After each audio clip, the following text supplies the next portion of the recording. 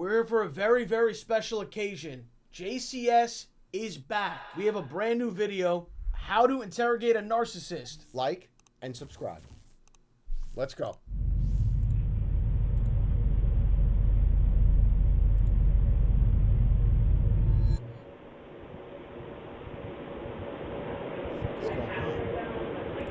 Yo, I noticed that you're watching this video on YouTube and you still did not like the video, so I'll leave this pause for a minute. Come on, like the video, man. I'll leave this pause for a minute. Come on, let's go. You know, like and subscribe. Come on, it's important stuff. You know that. Come on, like and subscribe. Here we go. This is it, JCS. Let's go. It's been a while. Let's go. We're back. He's back. Let's go. You thought you could finesse and not like the video. Bro, I'm not stupid. Let's You're go. sitting there, you're like, I don't feel like it. Why? Are you just cool? Click, it's free, Are you bro. cool? It does, Come on. it just helps the video, helps us. Come on, helps us out, everybody. All right, let's go.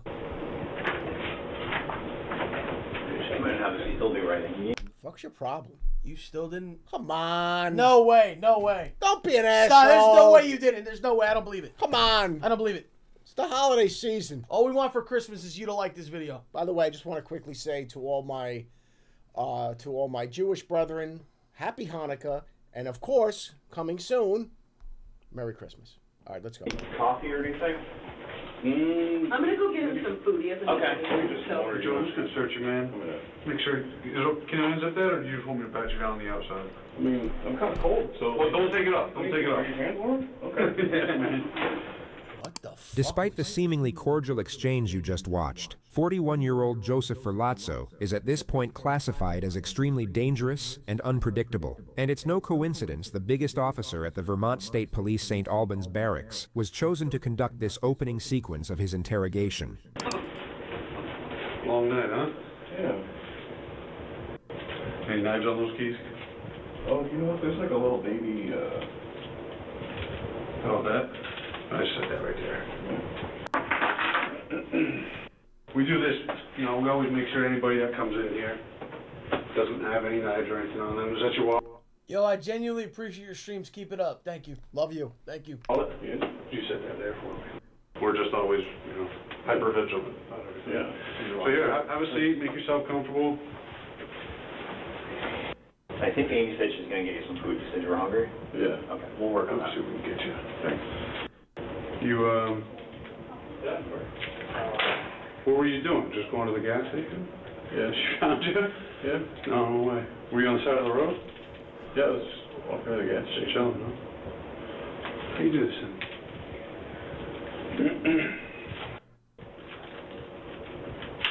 That works good. Keep moving. Cool, man. Imagine for a moment being told to go into a room with a man who just viciously murdered his wife, but act as if he has done nothing wrong, as though he were a harmless stranger in need of assistance. Your outward demeanor must show no judgment, no suspicion, and certainly no fear. While maintaining such an artificial calm in front of such an unpredictable threat, many people would jump at the sudden clatter of metal from his pocket knife being tossed across the table. And while this officer reveals the smallest crack in composure from the sheer abruptness of it, he immediately blends into the moment and maintains the desired atmosphere. Bro, he just did the Kobe pump fake shit, bro. Just saying, dude. They're like, yeah, we need to just search you, and oh, on your key ring there's a pocket knife. Could you just take that off? And the guy just takes off and throws it on the table. Tell me if the echo went away. Tossed across the table. And while this officer reveals the Is that better? smallest crack in I composure lowered from the the thing. sheer abruptness of it, he immediately blends into the moment and maintains the desired atmosphere. That works good. Keep moving. Cool, man. What you're seeing here from the officer is deception, 100% pure choreography, and a particular form of psychological maneuvering that just so happens to work perfectly with this individual's personality. Anytime Joseph tries to be funny or charming, the officer responds in the appropriate manner to protect his ego. You will notice he completely strips the atmosphere of its gravity and ensures there is no tension or awkwardness in the exchange. The reason this works so well in this specific circumstance is because Joseph Ferlazzo, in our opinion, is a raging fucking narcissist. He's so incredibly susceptible to the external validation from the officers that he genuinely seems to believe they've taken a strong liking to him, and that he's able to control the environment through his super chill, laid-back personality. To give you some context, Joseph will go on to plead not guilty to all charges. So let's briefly jump ahead 3 years to his trial, and hear in his own words how he supposedly ended up in this interrogation chair. Please be seated, everyone. Does the defense wish to present a case, Ms. Jan? Yes, thank you. We call Joseph for Lazo. Okay. Dude, right out of the gate, here's my problem with this. If I'm his defense, right out of the gate, you got to put a jacket on a guy. You got to put him in a suit. This looks like this is this weird thing, a shirt, no jacket, but you're wearing a tie. You got to get the guy a suit to make him look like this right out of the gate. I don't like what's happening right now, but I'm sure that's neither here nor there. Raise your right hand, please. Solemnly affirm that the evidence you shall give relative to the cause now under consideration. So, Joseph, we're going to take things one subject at a time, okay? Very good. How are you feeling this morning? Very nervous, very anxious, very tired. Yeah. Okay. Reaches a point where you feel you need a break, let us know, please. Yes. The act he's trying to project here is that of a traumatized husband, a man who had no choice but to save his own life from an abuser. He frequently widens his eyes and performs these hard swallows to convey heightened vulnerability and emotional shock, gestures that appear semi-convincing during direct examination, but will completely fall apart under cross-examination. So let's start with some easy information. Where were you born? I was born in Pennsylvania, in Reading, Pennsylvania. When did you move to Vermont? I moved to Vermont in 2012. Were you working as a tattoo artist at that time? Yes, I was. When did you meet Emily? I met Emily in 2018. And to be clear, we're talking about Emily Ferlazzo, who was your wife, right? Yes. How did you meet her? Well, I had initially met her through her friend Lauren. I can't remember her last name. Lauren. Lauren was an apprentice in his tattoo shop who one day brought in her best friend Emily for a piercing. When she left, I made a comment to Lauren. I said that, I was like, that friend of yours is something special. I said I wouldn't mind making her my next ex-wife. Lauren laughed. You didn't start dating her at that point, did you? No. I think she was seeing somebody else, and I was seeing somebody else. Emily returns to the shop to get a tattoo. He claims that she called him afterwards, whereas records indicate he was the one who called her. She wanted to have more tattooing done. She's like, oh my God, like, I really love this tattoo, like, and now I want more. A week and a half, 2 weeks later, she's back getting more tattoos. I'm asking her how she's been in the last 2 weeks, how her tattoo healed. Her demeanor was different. She told me she had just broken up with her boyfriend. She dyed her hair a different color. She was extremely flirty. And I was receptive to that. I was like, wow, like, you really seem like pretty open today. Like, and I asked her if she wanted to go have a motorcycle ride and see a tour of some of Vermont. And did she? Yes, she did. Yes, we took a motorcycle ride that evening. So after that night, when did you see Lauren, I keep saying Lauren, Emily next? Oh, the next day. They hung out every day for the rest of the summer and eventually got married in October. So you were happy? I was happy. So you hung out with her for The summer, and you got married in October. Are you fucking crazy? Like, there's something wrong with you. And he'd already been married. Right away, the guy's a man. You could tell the guy's a loon. making that joke about, oh, my next ex-wife is just weird, bro. That's like a thing, though. I know. So creepy. I know. There are guys that make that joke, like they think it's like they're witty or something. Yeah. Like, but you just met this person. Yeah. You know them a few months, and then you get married, bro. That has disaster written all over it. And did she seem to be happy? Yes, she was. And during these first few months of your relationship, what I've already asked you, you said it was euphoric and you were both happy, right? Yes, that's right. What's the matter? You're looking a little... Yeah, I'm feeling very emotional right now. What's bothering you? I miss her.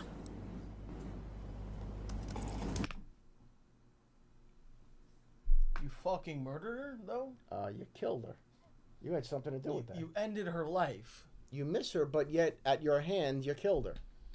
So this could have been very easily avoided, and you would not have to miss her if you didn't kill her. Jesus, bro. This is like... Okay, well, let's see what it goes. Let me know when you're ready to start again. I'm okay. You're okay? I'm okay. He claims the first several months of the marriage were happy before things started going downhill. It led to, it led to violence and explain what you mean like by physical abuse started coming into our relationship. The only evidence of physical abuse in their relationship was of him abusing her, which colleagues in their work circles had suspected was going on. Where she would go through my phone and then respond by beating on me. Was she saying anything to you while this was happening? Yeah, you know, just really, she was really angry, so, you know, you're a fucking asshole. I don't want to, do I have to swear? Do I have to I want quote? you to say what she said. Yeah, okay. Yeah, she would say, you know, you're a fucking asshole. I can't believe you're still fucking talking to this bitch. And it was a friend of mine that I'd known for years, and I told her that I would stop being physical with this friend and that our relationship wasn't going to dissolve because we were friends since 2014. Like, was she angry? yes, she was. Yes, she was very angry. Yes, she was assaulting me. So she was verbally angry. Yes. And physically. Yes, ma'am. Hitting you. Yes, physically. And did you ever hit her back? No, ma'am. You never contacted the police about any of the times that she assaulted you. The technical term for what you're seeing here is called drawing the sting. It's when the defense raises a damaging issue themselves before the prosecution can exploit it. And Joseph here seems to have practiced this one in the mirror a few times. No, it's not their business. Not their business. That's a motto that you live your life by, isn't it? I'm an independent person. I'm a very private person. I don't want to dump my crap on other people. They then got a dog, bought a camper van, and went to Bolton, Vermont for their one-year wedding anniversary. This was our first like road trip as a family. So it's very exciting. Okay. Yeah. And Emily too, she was in a good mood? Yeah, she was super excited to take Rosie out, and she was stoked to meet Nikki and Ariel. Nikki is his sister, and Ariel is her boyfriend, who they were meeting up with for the anniversary. The first night they got there, while alone together in the camper van, he claims Emily started becoming combative, saying the anniversary idea was terrible and the camper van was stupid. So I was like, yo, like, maybe just like pour yourself a drink and relax. He then takes the dog out. So I was like, yo. Anniversary idea together in the camper van. He claims Emily started becoming combative, saying the anniversary idea was terrible and the camper van was stupid. So I was like, yo, like, maybe just like pour yourself a drink and relax. He then takes the dog out for a walk and brings his handgun with him. It has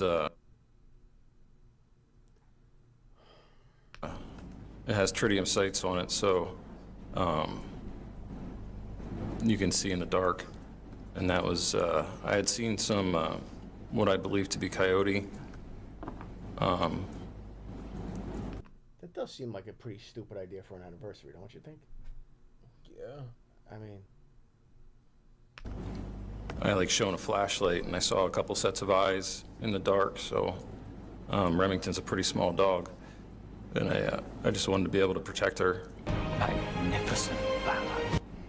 When he gets back into the camper van, he claims Emily starts berating him about the candles he lit earlier being too bright. And I said, it's not that bright. Like, you could always just roll over. She got up and ran at me and grabbed one of the candles. He claims that she begins attacking him with a candlestick. Where? She hit me in like my neck and head and in my arms. You know, I was like blocking. I had to restrain her. I had to like physically grab her by her arms and like hold her arms down. And she kept kicking. She actually kicked Remy. He says that he manages to push her onto the side of the bed and she calms down. I told her that, you know, that we're not your punching bags. And You said what? I told her that we weren't her punching bags. We weren't. She kicked Remy. For the record, Emily adored animals, and this statement was deemed extremely implausible by her peers. Joseph, on the other hand, was accused by his ex-girlfriend of kicking her dog on 2 separate occasions. And she was kicking me and punching me, and I pushed her back. And Yo, Bert, I told Remy, I was like, "Yo, we're gonna take a walk." After the second walk, he gets back into the camper van, drinks a vodka and Coke, then starts getting into his side of the bed. A vodka and Coke. I can tell you right now. Oh my God. I can tell you right the fuck now. The hell? You want to identify somebody with serious issues? You're putting vodka in a Coke? A vodka Coke. Never heard of that. That's like if you're home and you have nothing to, like, there's nothing that, like, you have nothing to mix the vodka with. I mean, maybe I'll give you that. If I just had those 2 things, I'm just not drinking. I'm probably not gonna mix those 2 together. You know what's good though? Cherry Coke. What? Cherry Coke. Yeah. Do that with a little Jack Daniels. Yeah. Yeah. Dude. Yeah. Come on, bro. Who knows about Cherry Coke, man? Cherry Coke is. I like when we go to the. You go to the movies and they have like that. You know, you can get like the Coke Zero. And you could throw the flavor in there. Maybe you throw a little cherry Coke. You know, it's Coke Zero with the that's pretty good. That's pretty good. I don't. Wait, vodka Coke is fire. People say no, what? No, it's not. No, it's not.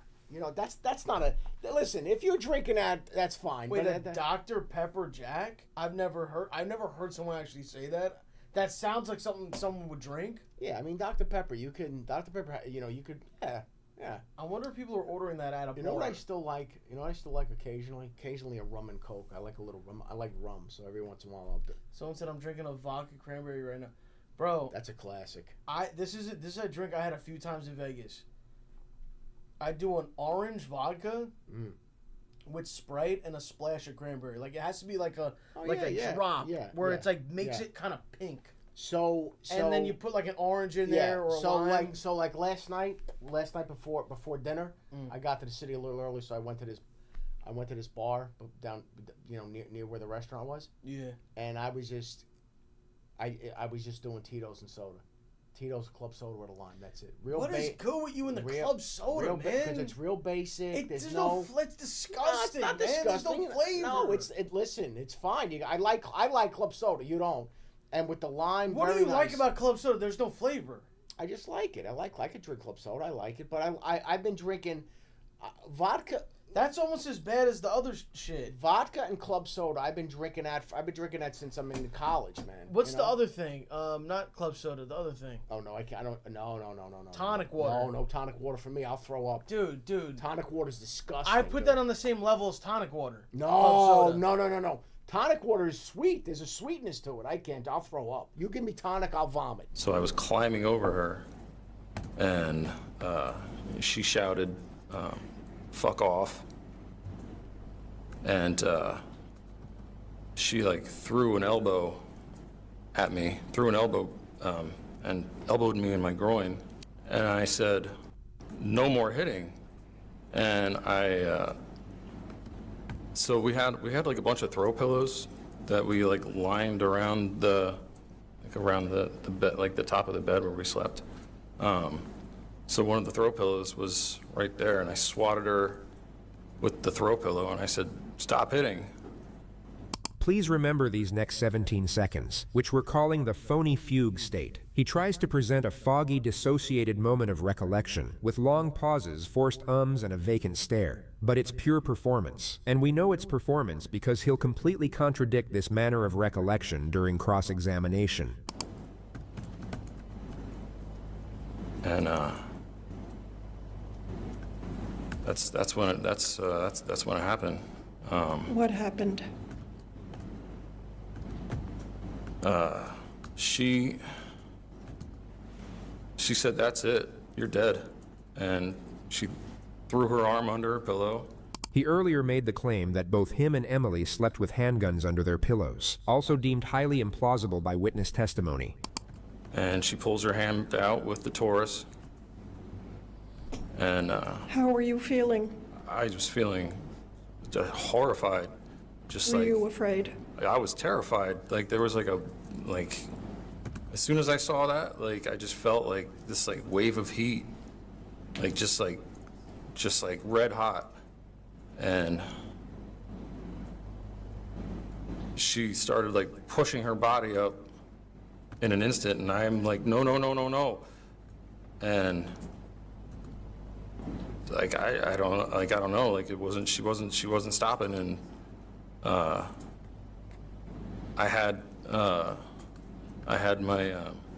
was holding my Glock. He'll later claim he was in the process of putting the gun under his own pillow. And she started just coming up at me, and I just fired. Why? She was gonna shoot me. And you were afraid? Very. What is this story that she was mad that it was bright, and then she started hitting you with a candle, elbowed you in the balls, kicked the dog, and then she goes, "Oh, that's it. No, you're dead." No, you're dead because he hit her with a pillow. So he hit her with a pillow, buddy. And she, for some ungodly reason, they each sleep with a gun under a pillow. What is this? The Wild West? What is this? When the West was won? The good, the bad, the ugly? All of a sudden, people that's in the movies. So somebody sleeping with a gun, which is the most reckless thing you can do. It's not. It's just out under your pillow, which is insane. So she gets hit with a pillow, a throw pillow, and now because she gets hit with a throw pillow, she says, "You're dead. You're dead. You're dead." She reaches under the pillow, and somehow she's rising up or whatever, and he just shoots her. From this point forward, he claims to have no memory of the events that followed until he woke up in a police cell 3 days later. But according to corroborated evidence and witness testimony, he had breakfast with his sister the next morning, where he ordered a goat cheese omelet, a side of bacon, and a samosa. He then gave his sister a tattoo. When his sister asked where Emily was... Yeah? You don't remember anything, huh? All right. First of all, I can tell you this much right now. You should be behind bars ordering a goat cheese omelet. You should be doing serious time. Goat cheese, bro? A goat cheese omelet. You ordered goat cheese. If you're ordering a goat cheese omelet in my presence, I'm never speaking to you again. Is that, and this might be a little dramatic, but just honestly think about this. Is that worth getting up from the table and leaving? Listen, I've left the table for less than that. That's what I'm trying to think. And then he had bacon and some sort of a cocktail. Dude, that bacon we had at the diner. Dude, that's my diner, bro. That's my diner. Dude, guys. You understand? That's my diner. I rarely eat bacon. That's my diner. And when if I, you know how you oh yeah, let's grab breakfast. That's where I go. I meet my bud. That's the spot. I know I'm in there all. I know everybody in the spot. It's great. But their bacon, I've actually said this to them. I'm like, what is up with this bacon? They're like, yeah, we're known for our bacon. I don't know what. Dude. And they never. It's and it never comes out that that fatty, disgusting, slimy. No. It's always. It was crispy. It's always crisp. It was crispy as fuck. And they always give you extra. You go somewhere and they give you like 3 dead pieces of bacon. This is they just take a handful and fucking throw it on there. I love that, dude. Their breakfasts are great. Anyway. He told her she was sleeping. He then sent a string of text messages to Emily's phone number.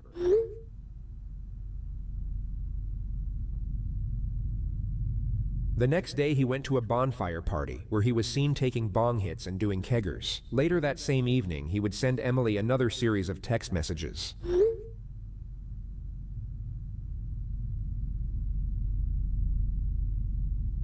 He went for pancakes and a samosa once again the next morning. So, this is days later. He's going for some.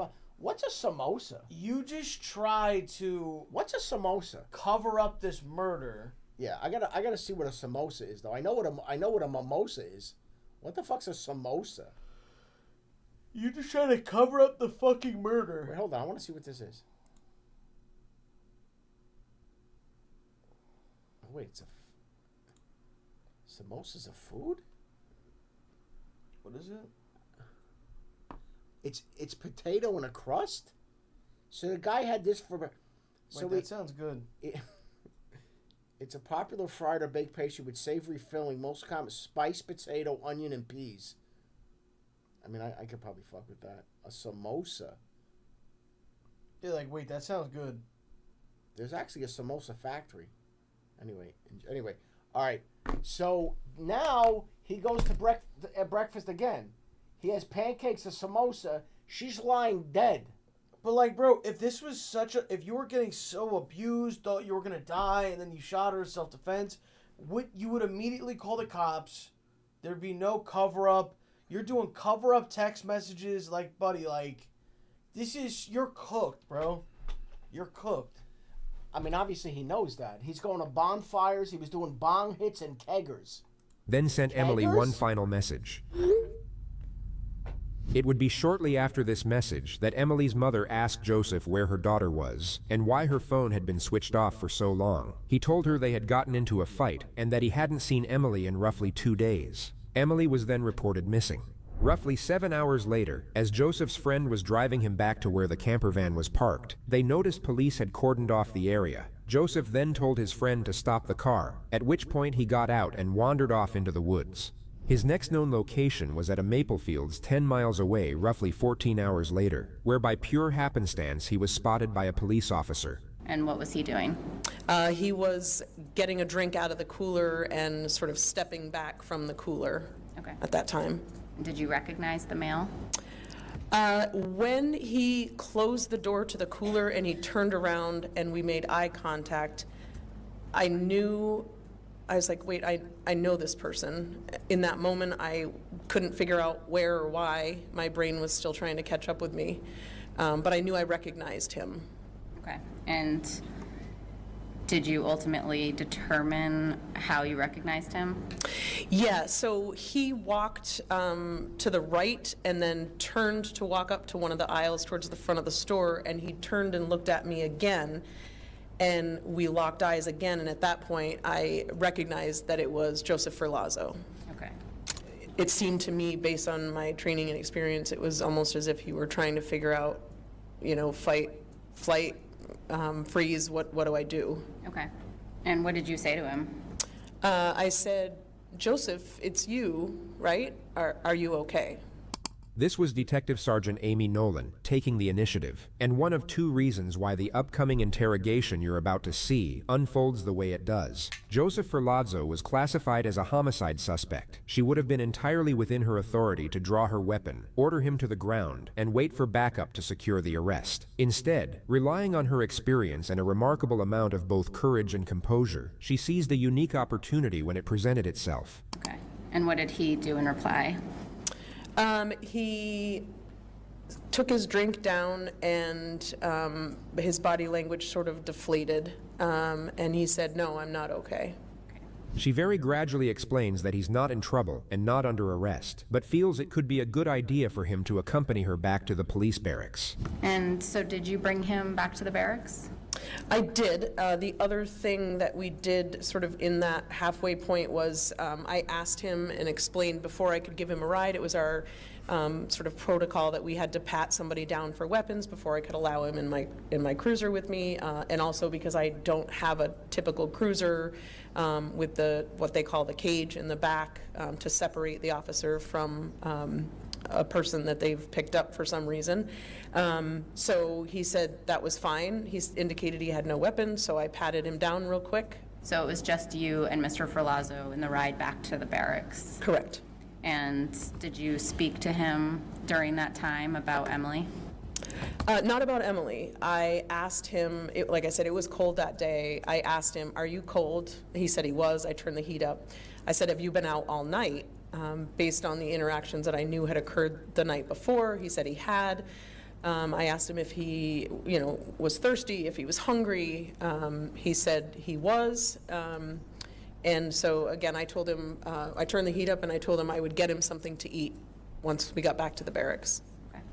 The journey to the police station took just under 7 minutes. The second factor behind how this interrogation unfolds is Sergeant Nolan's ability to brief her colleague at speed. It took roughly 30 seconds for the suspect to be greeted at the door by the precinct's commanding officer and walk to interview room 3, during which time she managed to relay the circumstances of his arrest and the precise approach required for this interaction.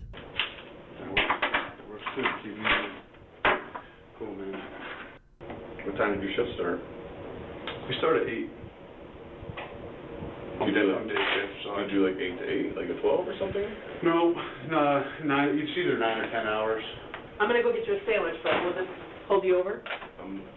You're not gonna eat that? Okay, I'll go get ham, turkey. Somebody will eat that. I know. Somebody will. I know. A bunch of cops around. Somebody will. It Somebody. was the closest food I could find. You know, fuck it.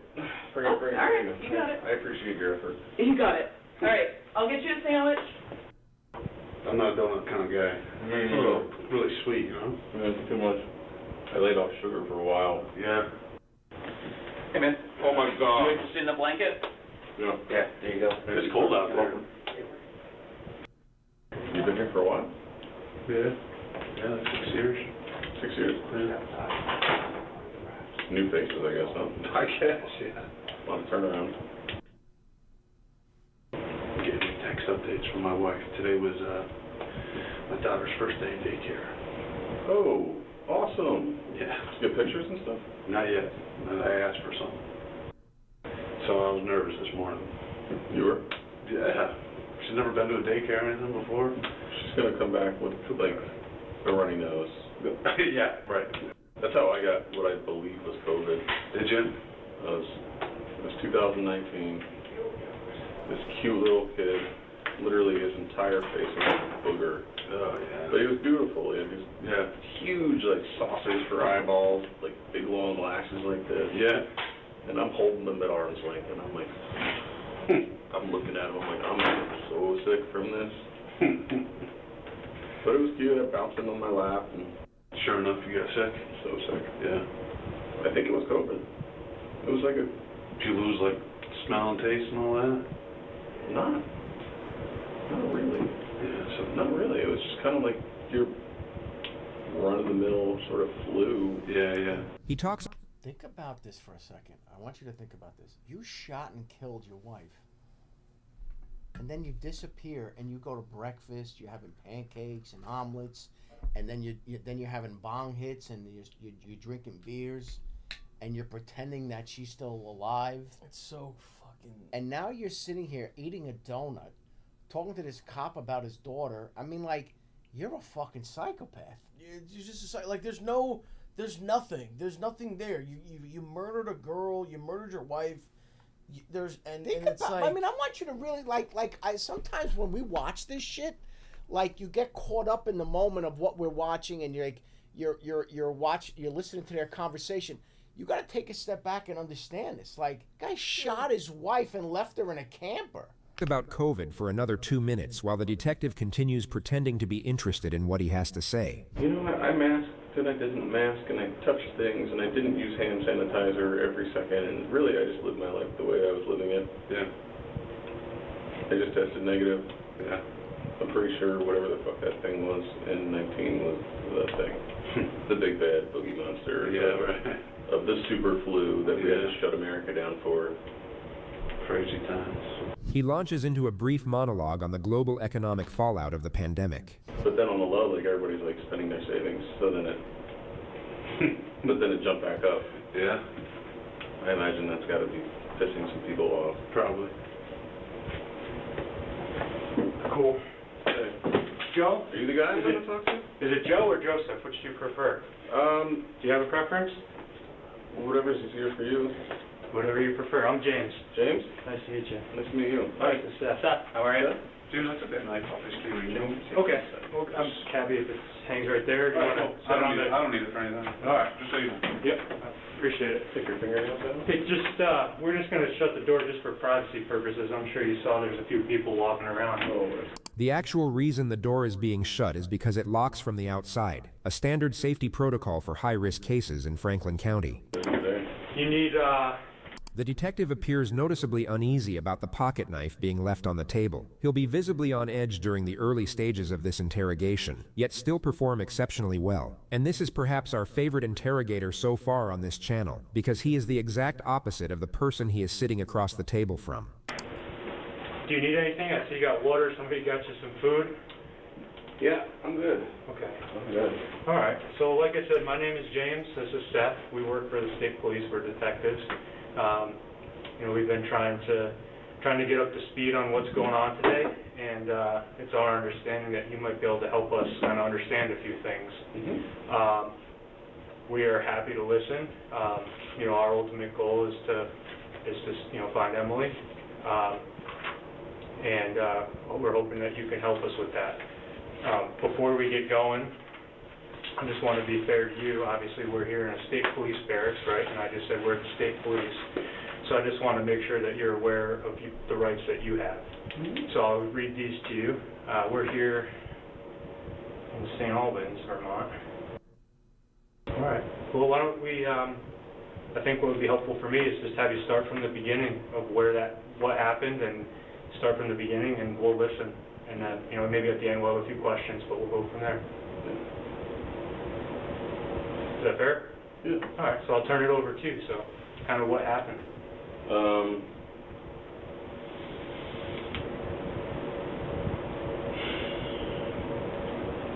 I came to Vermont. I was living in New Hampshire for like the last 2 months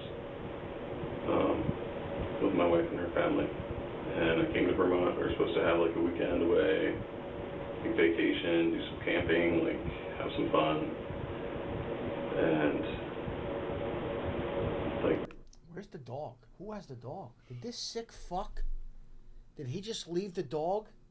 If you left the dog, or you killed the dog too, if you left the dog, leaving the dog's just as bad. Yeah. If you leave the dog with no food or water, the dog's gonna be dead. You sick son of a bitch. As soon as I put the vehicle in park, my wife went completely berserk, completely psychotic. And I shot her. Holy shit, bro. I mean, talk about cut to the chase. What? And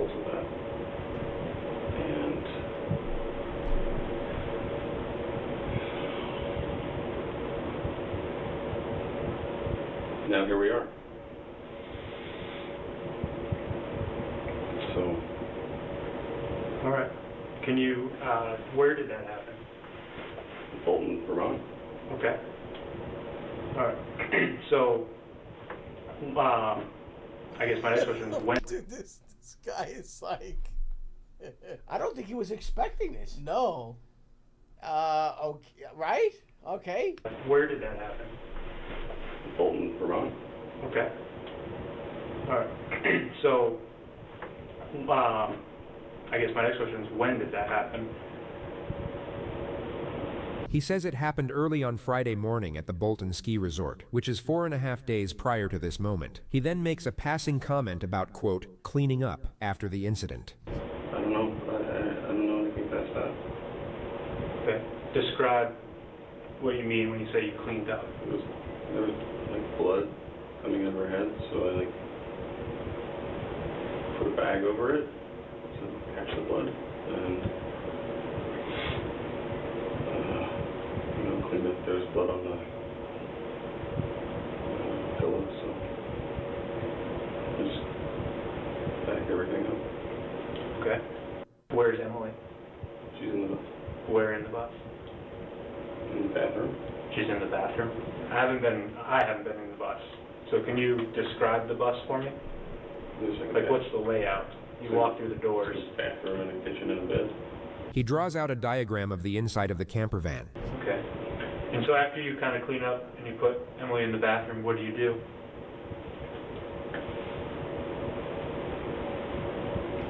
I don't know. The following morning I had some breakfast with my sister. I had some coffee and some breakfast with her. Okay. Tell me about that. I had some coffee and some breakfast with my sister. In the Airbnb? The coffee was in the Airbnb, and then we ran down the street for some breakfast. Okay. Did you talk about what had happened? No. No? No, I was meeting her new boyfriend, so... Okay. All right. I was meeting a boyfriend, so I didn't want to bring up the fact that I executed my wife. Yeah, I put a plastic bag over her head and I stuck her in the bathroom. I didn't want to bring that up because I didn't want to ruin breakfast because I was meeting my sister's new boyfriend. Oh, that's nice. Didn't seem like a good first impression. It didn't really seem like something I wanted to bring up at that moment while we're having fucking pancakes. Did they ask about Emily? Yeah. What'd they ask? Just like, what's her deal? What'd you say? I was like, yeah, I mean, you know, my role is like her husband, but also I'm just a punching bag, like. And did they ask where she was when you went out to breakfast? Mm-hmm. Yeah. What'd you say?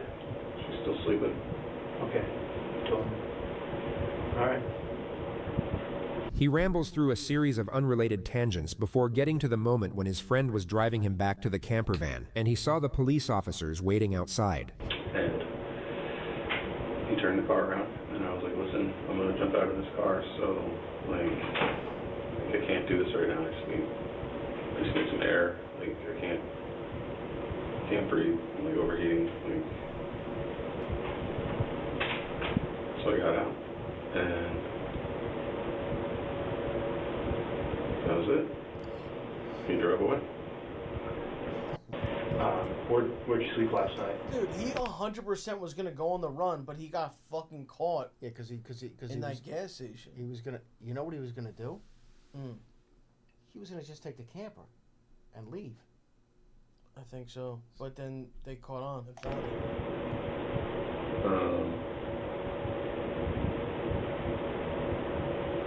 I found the tarp and just rolled myself up under a rock. It was dark. I just heard a tarp blow and I wrapped myself up. I was freezing and shivering. And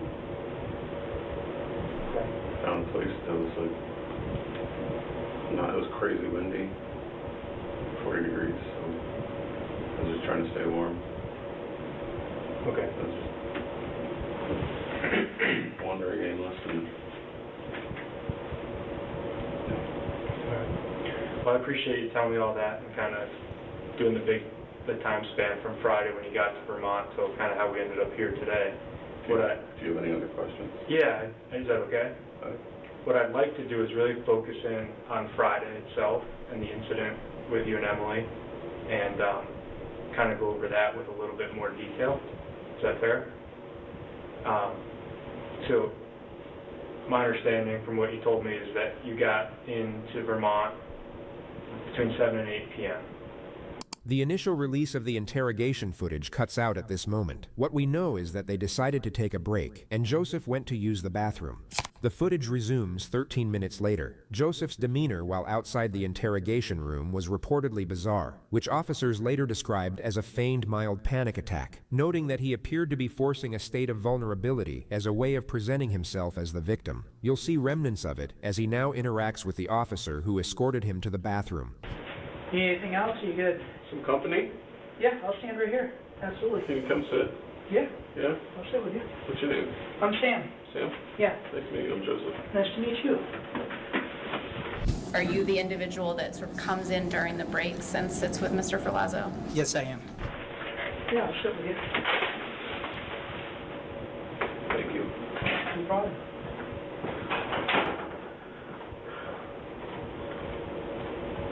Oh, hot.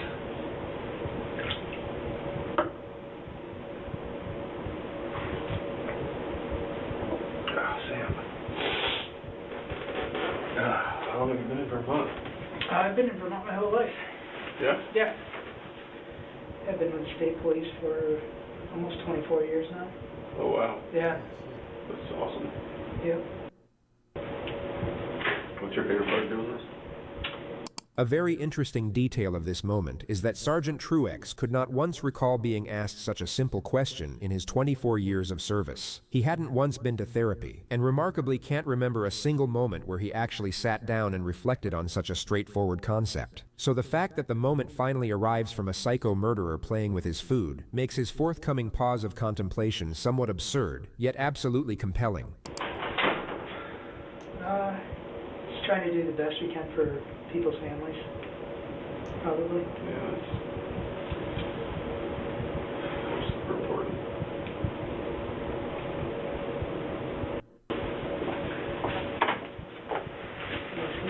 Turkey sandwich? Yes, sir. Alright. Let me grab you a couple of napkins. or something? I'll go grab some. You don't eat carbs, do you? Yeah. You took all the bread off. I noticed that. Smart man. Okay. The guy. Whoa.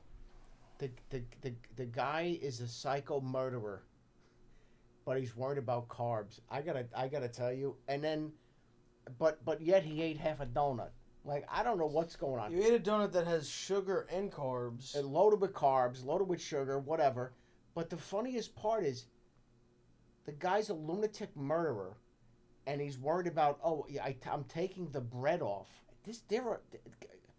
Guys, do you understand, like, these people are walking around like just... Little lettuce wrap. Do what you gotta do, right? Well, I mean, if I'm not burning the calories, why would I put them in? Right. They ease back into it by asking him non-threatening questions, mainly about his travel patterns in the days following the incident. Yeah, I think I stopped at that gas station right there and just got right on 89. Yeah. What was the plan with Emily's body? Like, if the police hadn't shown up last night at the bus, what was your plan?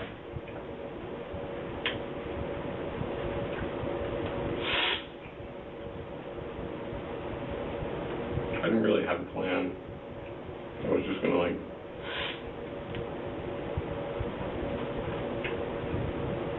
take it into the woods and drop it off. How are you gonna defend this, like, in a court of law? Drop off the body, okay. But the way you're so detached. Yeah, it's... And drop it off? Where? I don't know. Like I said, I had no plan. I was just gonna take it into the woods and drop it off. Did you use your phone at all to, like, search anything? Relate, like were you like, what do I do? That kind of thing? Did you do any, like, Google searches or Safari searches about what you should do? No. Didn't look up anything? No. Okay. Just asking. Yeah, no. Trying to make sure. That's a normal question. Did you use your phone to search anything this past weekend related to what happened on Friday? Mm-hmm. No? No, I didn't have any questions. Okay. Nothing that I was like, ooh, I wonder what the other humans do. Like, I didn't. When you said earlier that you put the bag over Emily's head, did you just put it over her head or like her whole body in a bag? Now her body's bagged up. Her whole body's bagged up? Describe that to me. So, I...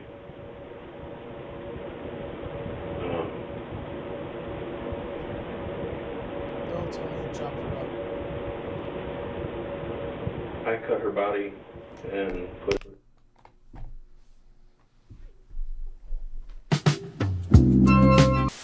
minute. I didn't expect he was going to admit all this. Wait. We saw him take the stand and say, she attacked me, I shot. Dude, you shoot somebody and then I cut her body and put it in multiple do you know how, bro, first of all, what do you have with you that you're gonna dismember a body? Do you know how sick in the head you have to be to actually take a body and cut it up? You're detached. You're a psychopath. I can't believe he's admitting this. In multiple bags. Okay. Tell me about that. Like, how did you cut her body? I used a saw and... You sawed her. Wait a minute. You sawed her. Am I the only one that's like fucking blown away by You sawed her. This is one of the craziest things I've ever seen. Look how matter of fact he is. He's having a conversation like talking about, like, yeah, I took out the trash. Fuck. Cut her body into smaller, backed it up and I was gonna take it in the woods. Okay. Where did you do that? In the bus. On the bus? Okay. Where's the saw? On the bus. What kind of saw is it? Describe it to me. Hand saw. Just a hand saw? Mm-hmm. Did you carry any out into the woods? Mm-hmm. Every piece of Emily's body is still in that bus? Where I made the little circle in that little paper. Okay. That's important. Mm-hmm.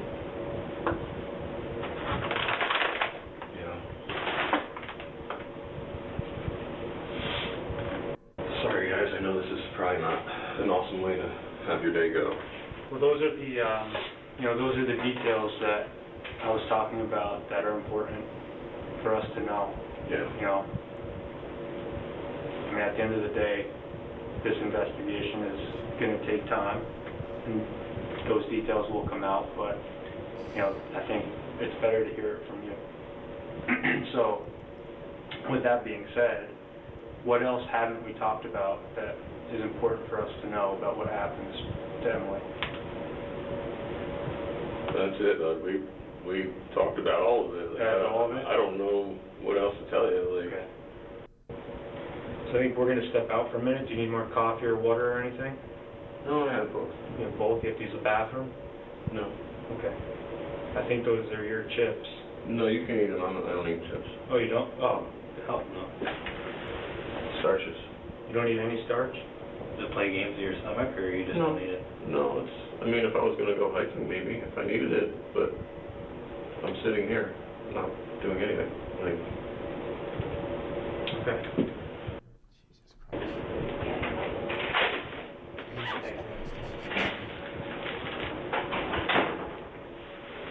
Hey, Sam.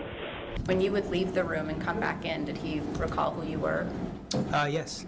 Passing moments like this may seem inconsequential, yet it's the prosecution's way of establishing mental competency, effectively neutralizing any possible argument that he was operating in a diminished or compromised state. How you doing, Joe? You feeling better? Not really. No? Not really.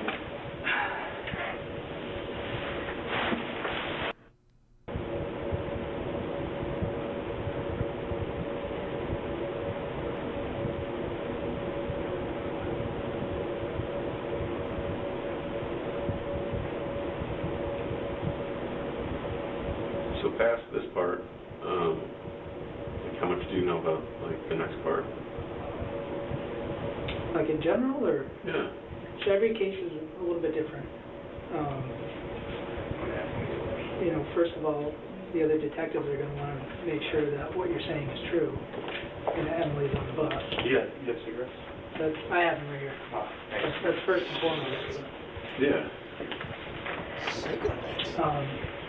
Yeah, we're going to verify some stuff, and then, Yeah.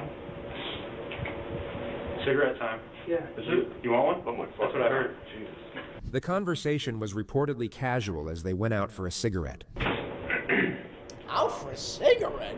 Something else. Bro, they're like buttering him up. They're doing a good job. Giving him food, drink. They send Sam in there. Sam's like, eh. Yeah, and they give him a cigarette. He's like, okay, these guys are on my side. This guy Sam though, he walks in there and he's sitting across from this fucking maniac. Like, I mean, you got to think about that. This guy, it wasn't like, oh, it was this quick little thing where I accidentally, the gun went off and this is like I chopped up her body. This guy just said no carbs but smoke cigs. You know what? And he had this samosa the other morning. That's carb, and then he had pancakes. That kind of comes to mind, having this open conversation. I might as well ask, is like, ask me anyway. To Before this investigator went outside with Joseph for a cigarette, he was briefed on some additional details. One of them was that almost 12 years to the date, Joseph's stepmother was stabbed to death in her own home. The case was never solved. They also discovered that in addition to shooting his wife twice, he stabbed her 18 times. You know, a lot of girls. What? What else? Wait. What else? I gotta hear that again. For a cigarette, he was briefed on some additional details. One of them was that almost 12 years to the date, Joseph's stepmother was stabbed to death in her own home. The case was never solved. They also discovered that in addition to shooting his wife twice, he stabbed her 18 times. Is this the first time that something like this has happened? Yeah. Yeah. Yeah. It seems like it's pretty. It's awful. Pretty in depth. It's fucking awful, dude. Like, I don't know if it was you or if it was Sam, but if you would have talked to me a week ago, it would have been on the top of the list of things that I would never do. But it was such a fucking brutal week. Like nonstop, like morning to night. Mm-hmm. Emily was upset because the location he chose for their one-year anniversary was the exact location his ex-girlfriend was staying, and that's what he's currently talking about. And I don't know what the hell happened. It was just like a complete change. All right. Well, why don't we go see where they're at? And let me just put your name in here, okay? So it's Joseph, right? Yep. So Joe, so this is Amy? I met Amy. We met. Oh, okay. So Amy's... What do you need from me? Amy's going to take your pictures. They first take pictures of his face, hands, and clothing. Okay. So I'm not going to do swaps of your hands, but... all right. So I have not watched your interview, but my understanding is that there was some kind of physical altercation with you and Emily, and that you may have been struck, hit, kicked, something like that. Right. Will you consent to me taking photographs of you without clothing on? And if you're not comfortable with it being me, I can have Robbie do it, to see if there's any bruising on you. I mean, we can get, like, I could do chest and maybe legs, if do you have underwear on? What the hell did we just watch? I mean, we can get, like, I could do chest and maybe legs, if do you have underwear on? This guy is so unbelievably creepy, it's almost...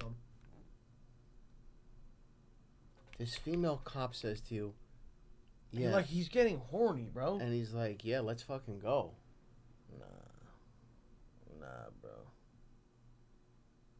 Nah, bro. Dude, we've seen some shit, man. Nah, bro. We have seen some shit. No? Nah, bro. That's fucking wild. I mean, maybe give it a second to let her finish her statement before you start tearing your clothes off. That's fucking wild, bro. I can have Robbie do it, to see if there's any bruising on you. I mean, we can get, like, I could do chest and maybe legs, if do you have underwear on? What the hell did we just watch? I mean, we can get, like, I could do chest and maybe legs, if do you have underwear on? This guy is so unbelievably creepy, it's almost unbelievable. Our personal take on what he's doing here must have something to do with Sergeant Nolan's tactical display of approachability during their encounter. Something that Mr. Ferlazzo has catastrophically misread, and maybe feels he can use to his advantage in this situation somehow. Or perhaps just deepen whatever distorted sense of self this is feeding into. Whatever the case, it's just so excruciatingly embarrassing that we almost didn't put it in this video. If you're willing to let me, as part of the consent, to do photographs of your body as well? Okay. Not a single bruise or scratch was. I've never seen someone just get naked that quickly, bro. I don't know what police station. I don't know what's going on. I got to be honest with you. I'm so confused. Discovered on his body. Not one. Though he was sure to point out some ever so slightly reddish marks on parts of his skin that he could have got from sleeping out in the woods, or perhaps a moderately hot shower. The moment he was finally informed that he was under arrest and going to jail was regrettably not captured on video. As mentioned before, the initial release of this footage came partially redacted, but you can rest assured that it will all come full circle before this video concludes. Okay. All right, you're all set. Thank you. Bro, there's a girl named Kenzie in the chat spamming, "Let me see dat did." You believe that? You believe there's a Kenzie wanting to see dick? I don't know. You know what? I think it's actually, you know what I think? I think it's a boy named Kyle. That would just be... But he's pretending to be Kenzie.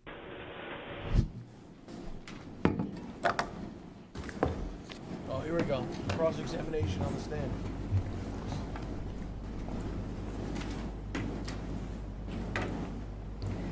The truth is that before leaving New Hampshire, you stopped at Market Basket. The Market Basket supermarket was where he went to buy the tools to dispose of Emily's body. Oh. A moment beyond what he's now claiming to remember. And you'll notice how incredibly attuned he is to the challenges directed toward this assertion. His claim of having no recollection beyond a certain moment is designed to support the idea that he entered some kind of fugue state brought on by shock, suggesting that in his right mind, he would never have dismembered his wife or attempted to bury her in the woods. It's also the explanation he leans on for why he failed to clearly articulate during his interrogation how gravely his life was in danger, the key detail of his self-defense claim. Right? I did see that, yes. That's the truth. I saw that on the PowerPoint. And it's the truth. I don't remember it, but yes. And you spent $60.43 at Market Basket? Is that what happened? I don't remember sending the text, but you have it there in front of you, so. And you said to her, "I'll see you in the morning." All right. And you said, "You still drink coffee?" All right. You said that to your sister? That was what I said to her? That's you have that? Would you like to see the text? I don't remember the text. I don't remember the text exactly, so if you have them, then, Do you want to see them? I mean, I don't have to. If you're gonna read them to me, then we can do it this way, or. So you've testified that Emily was mad when you got to Bolton. She was angry. A detail mentioned by several people in the courtroom who knew Ferlazzo personally was that parts of his speech and articulation had noticeably changed during this testimony, especially the word yes. The way you'll hear him say this word isn't how he usually spoke. So Emily's mad at you. You guys argue, is that correct? Yes. And she's rebuffing you. Yes. She doesn't want to dance. No. She doesn't want the candles on. Correct. She just wants to go to bed. She didn't say anything to me. She went and laid down in the bed. Yes. She's facing outward, scrolling on her phone. Yes. You're sitting down on the couch. Correct? When? When Emily's saying these hurtful things to you. You're sitting on the couch. No. You're in the bed. No. You're standing in the aisle. Yeah, I was doing some, You're yoga dancing. Yes, that's correct. You light some candles. Yes. And Emily doesn't like the candlelight. That's correct. And she tells you to put them out. That's also correct. And you don't put them out. No, I don't. And she gets up and she grabs one of these candles. Yes. These big Yankee candles. Yes. Glass. Yes, ma'am. Heavy. Very. And she starts hitting you in the head with it. Yes, ma'am. And in the body. Yes, ma'am. And you're able to grab onto her and get the candle away from her. That's correct. And that is over. She goes and lays back down. Yes. When you came in, she was in the bed. Yes. And why does he keep saying yes weird, bro? That's the point. Yeah. That's what they're saying. Like what? It's like creepy. when you came in, she was in the bed. Yes. And you are trying to relax, Yes. trying to enjoy your vacation, Yes. and you make a decision, What decision? the decision that you need to stop this. I was having some drinks and smoking. You decided, enough is enough, I'm going to put an end to this. No. You got up. During direct examination, he had a 1,000-yard worried stare as if lost in reflection. Here, he almost continuously glares at the prosecutor, perhaps thinking that projecting this abrasive display of confidence will render him more credible. The issue is that during direct, he presented himself as a broken husband who struggled to recall anything closely connected to the incident. Yet now he's steely-eyed and steadfast. You could argue that the change in questioning style caused the shift in his energy, but it's the extent of the shift and the complete disappearance of the emotional fragility he displayed earlier that makes the argument he is being deceptive. And just to be clear, I believe he's being 100% fraudulent in both these instances. His true self is still an enigma that I doubt has appeared once in this video.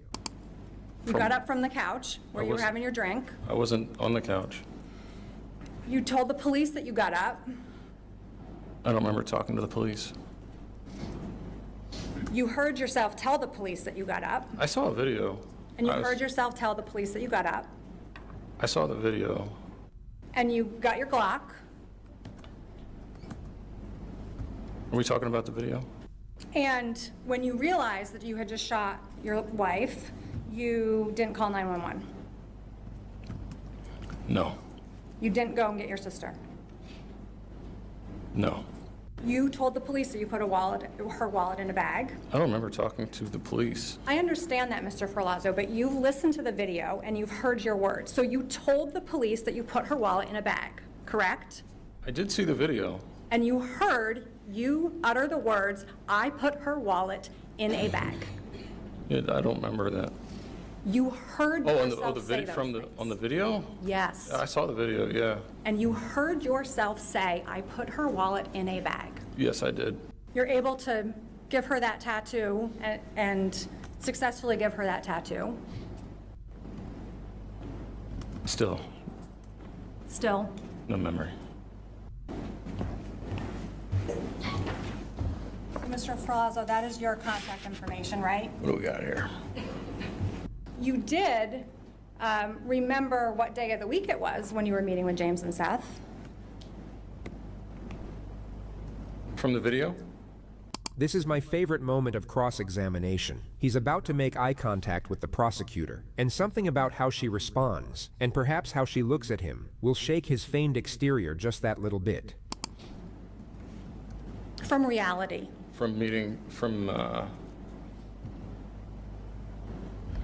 We are talking about the video, right? We're talking about reality.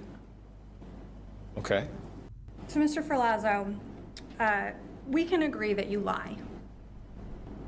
Yes, I have lied to people. You're lying today. About? Everything. I'm sitting here giving you my recall of what I have to work with. No questions. So as you heard earlier, multiple segments of Joseph's interrogation were redacted before the footage made its way onto social media. Yet the prosecution made certain the jury viewed it in its entirety. What you're about to watch is, in our opinion, the result of a potent mix of sleep deprivation, mental exhaustion, and an extraordinary lack of situational awareness, very likely enhanced by the calibrated framing that occurred during the opening sequence of his apprehension. He had spent the entire night freezing in the woods, likely terrified and in a state of panic, after coming down off a 3-day bender of drugs and alcohol. Then, while at his most depleted, he was met by a figure of authority who offered him warmth and understanding, followed by another reassuring encounter where the rapport seemed effortless and disarming. The focus of the moment was subtly shifted away from the horror of what he had done, onto his own inflated sense of worth and self-pity, followed by a continuous process of positive affirmations and ego reinforcement, all of which forged the environment and the oncoming result that occurred in the 3 previously redacted segments of footage you are about to watch. How does that turn into, I heard you say that you shot her, so explain how that incident continued.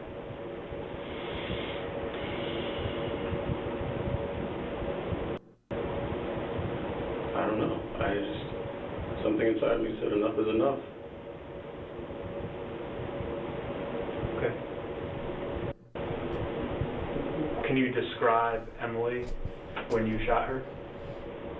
Like, what was she doing?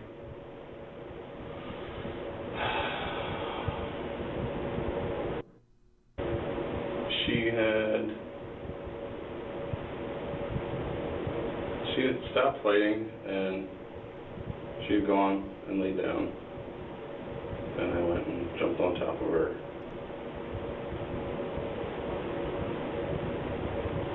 And I shot her in the head. Okay. How many times? 2.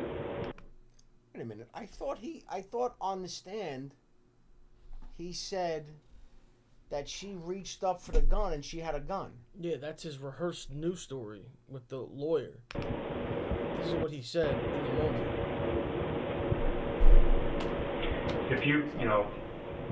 If you could talk to Emily's parents, is there anything that you would say? I mean, clearly I would apologize for being such a shit. But what about Emily? Huh? What about Emily? What would you say to Emily?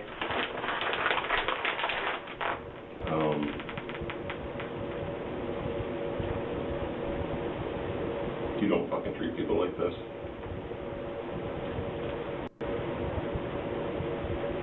I can tell you that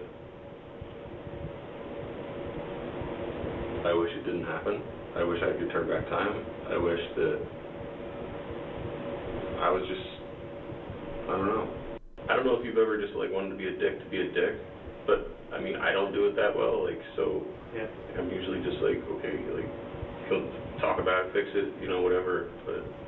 So you felt she was being kind of like a dick just to be a dick? Yeah. Okay. You know, like, I don't think that, you know what I mean, like, I suppose it would be like, if I told you guys and you're just both like looking at me, you know, but I'm sure you're thinking like, wow, this dude, what the fuck? You know, like, what pushes a man to do such a thing? Like, I would never do that. And believe me, if you would have asked me last week, I would have said the same thing. Like, I don't think I've ever been in your shoes, though. Had Joseph Ferlazzo been met with immediate confrontation and transparency, none of this would have plausibly occurred. His demeanor and method of response from cross-examination is likely what you would have seen throughout this interrogation. Yet due to the powers permitted under U.S. protocol, he was guided to a place where he could no longer walk back from. Now, before moving on to the final part of this video, we need to explore the nuance of this particular element and why that nuance matters. As many of you will know, the permitted use of deception in American policing is extremely controversial, as it's been known to put innocent people into prison through false confessions. Many of these cases have gone viral over the years, with perhaps the most recent involving Thomas Perez Jr. Well, this video is incredibly disturbing to watch. The man being interrogated is Thomas Perez Jr.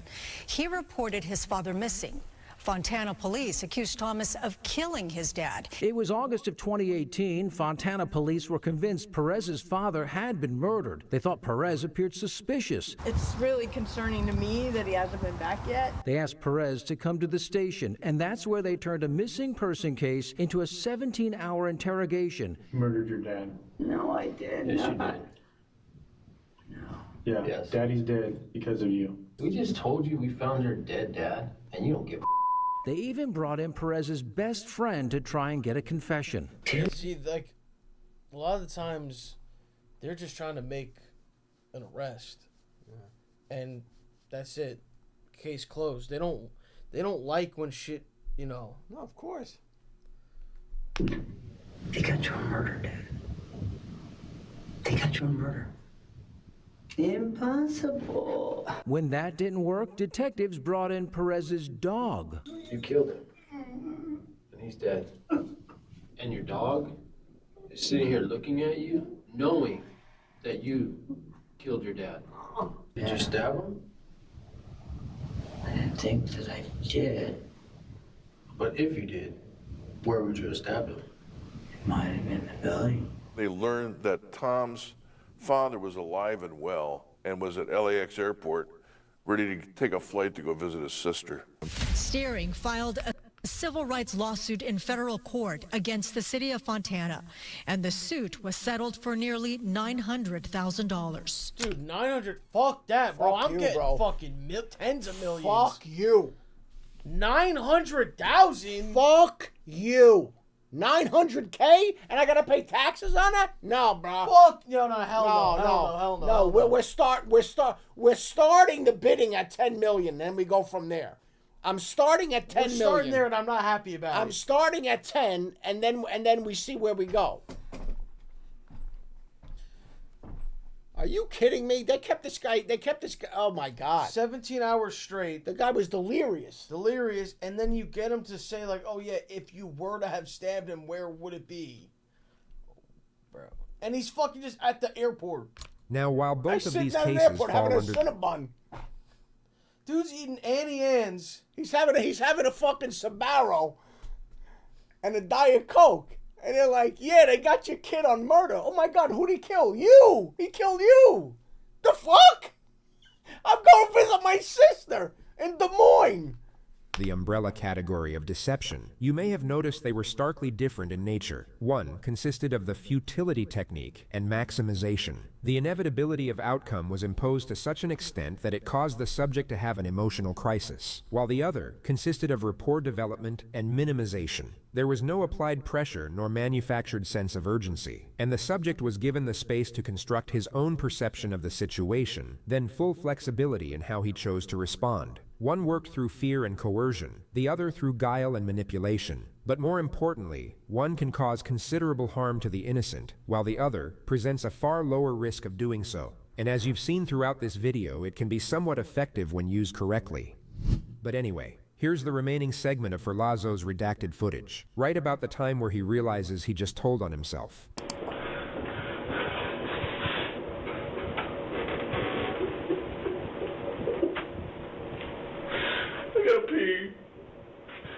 Knowing full well exactly where she is and what he has done to her, he texts her phone one last time.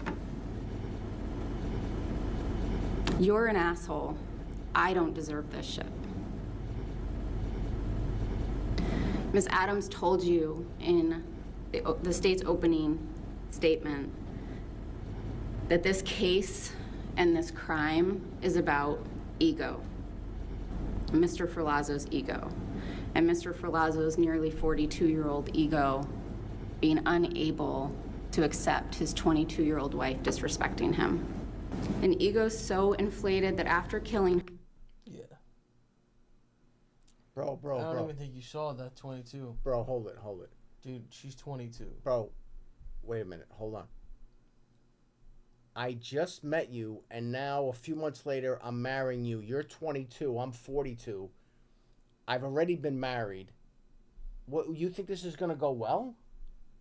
Her, taking her life because he didn't like the things she was saying to him, because she didn't want to be with him anymore, He calls her an asshole. He tells her that he doesn't deserve this. The state submits that it is Emily, and only Emily, that did not deserve this. How do you find Mr. Palazzo on the count of first-degree murder, guilty or not guilty? Ms. Jantz, would you like us to poll? I would. And Mr. Zago, is that your verdict? His reaction wasn't recorded as... Wait, somebody just said they got into UPenn today. Congratulations. I have to ignite that. Congratulations. All the best. His term was read out, but Joseph Ferlazzo was sentenced to 45 years to life in prison, a punishment many have argued was unexpectedly lenient. He was subsequently investigated for the cold case murder of his stepmother. No charges have since been filed, and the case remains open to this day. Wait a minute. Wait, he got 45 years. Okay, that's lenient? I mean, dude, he's 42, bro. He's done. He's dead. That's what I'm saying. When you say lenient, why? Because it doesn't sound like life without the possibility, like one of those things. They handed the guy 45 years. It's a death sentence. The fact that he just like casually admitted this shit to the cops, like, bro, like, oh. I jumped on her, and I shot her in the head twice. And then when does a stabbing come in? Well, I mean, what about... Well, yeah, but the thing is this, though. Does the stabbing really count? He dismembered her. Follow what I'm saying? I get what you're saying. Like, I'm stabbing you, but I dismembered you anyway, so is that like a... I mean, like, what are we doing here? This was sick, dude. This was sick. First of all, I'm going to tell you right now, straight up, if you're... I mean, for the 10,000+ that are still here with us, I'm telling you right now, tonight was insane.